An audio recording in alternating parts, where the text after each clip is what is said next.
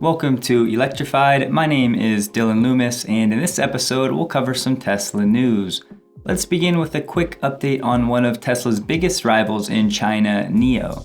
Their chairman, William Li, said they plan to expand into other geographic markets in the second half of 2021, starting with Europe and then other major global markets in the years following.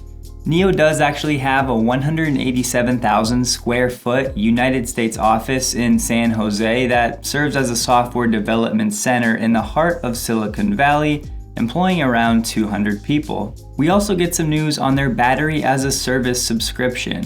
The Chinese government now allows companies to sell EVs without a battery, which of course reduces the upfront vehicle cost. Customers going this route will pay around $140 per month and receive a $10,000 discount on a NIO car purchase. Shifting to Tesla, if you're connected at all, you've been bombarded with Tesla stock crossing the $2,000 threshold.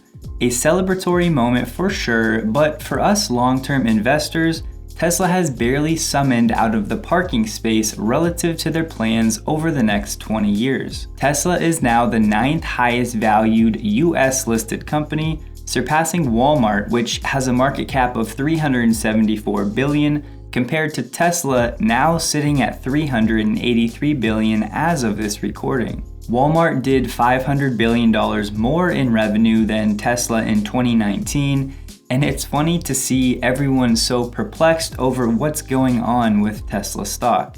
It's very simple. You have one group of investors who understand the business model, the execution we have seen, and the innovation taking place, disrupting the world's largest industries. You also have a flood of less educated investors, but are afraid of missing out because Tesla is all that they see in the headlines and now on YouTube as the stock that will make you rich. So here's my investment strategy. Put as much money into Tesla as I can afford as often as I can, and don't even consider selling it anytime in the next 20 years. Yes, the stock will eventually go down on numerous occasions over the next 10 years. However, don't try to sell right before this happens. You'll never do it consistently. Just use those windows as a buying opportunity and let it ride. Tesla has started to roll out a new suspension update with real-time visualization for Model S and Model X with the new fully adaptive damping suspension. Model S and Model X have been equipped with standard smart air suspension, but with the release of Raven Model S and Model X last year, Tesla updated the cars with a new adaptive suspension, saying, quote, "We've also upgraded our air suspension system for Model S and Model X with fully adaptive damping, giving it an ultra-cushioned feel when cruising on the highway or using autopilot, and a responsive, exhilarating confidence during dynamic driving," end quote. They also said, "You can now see a real-time visualization of how the suspension system is dynamically adjusting each wheel's damping to account for changing road conditions. Tap Show Suspension Data to get even more real-time information." Adaptive suspension damping now has an advanced setting that allows you to set custom levels of ride comfort and handling in addition to the existing comfort, auto, and sport settings. Moving on, Tesla has asked the FCC for approval of a motion sensing device that could prevent children from being left in hot vehicles.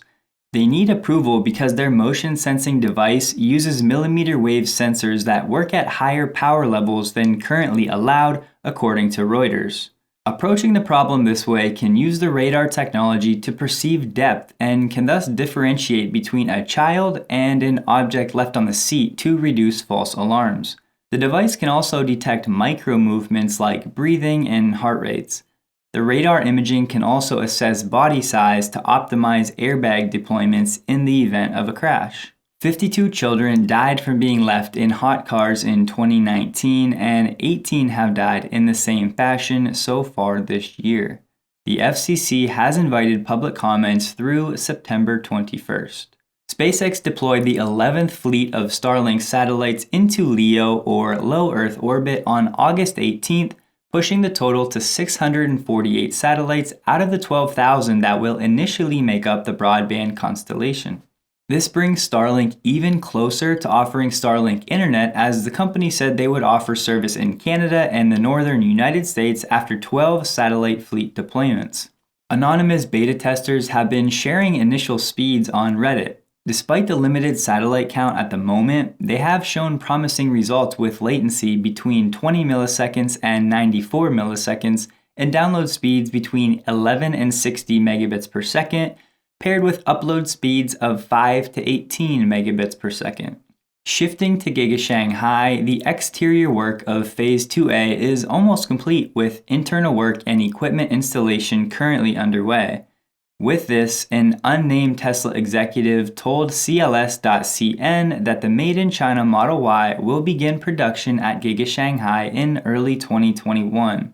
This is not necessarily news, as the Model Y has been on sale in China since June, with an estimated production timeline slated for early 2021. The factory has already received a Giga Press for the Model Y and is currently being installed. There have been rumors of trial production of the Model Y in late October. With the rapid construction of Giga Berlin, it's looking like Europeans may be able to get their hands on locally built Model Ys in 2021 as well. We also get an update on the Solar City lawsuit, where Tesla directors have won court approval for a $60 million settlement of claims by shareholders who say they were defrauded when Tesla acquired Solar City in 2016. Elon, however, still faces these claims and is set to face them next March. Elon has said in court filings the shareholders' lawyers are, quote, barking up the wrong tree, end quote.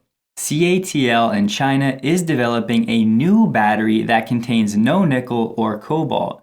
If you're not familiar, CATL is a Tesla battery supplier in China. CATL has been making NCM or nickel cobalt manganese batteries and LFP or lithium iron phosphate batteries for Tesla, and also has partnerships with Toyota, Honda, and Volkswagen.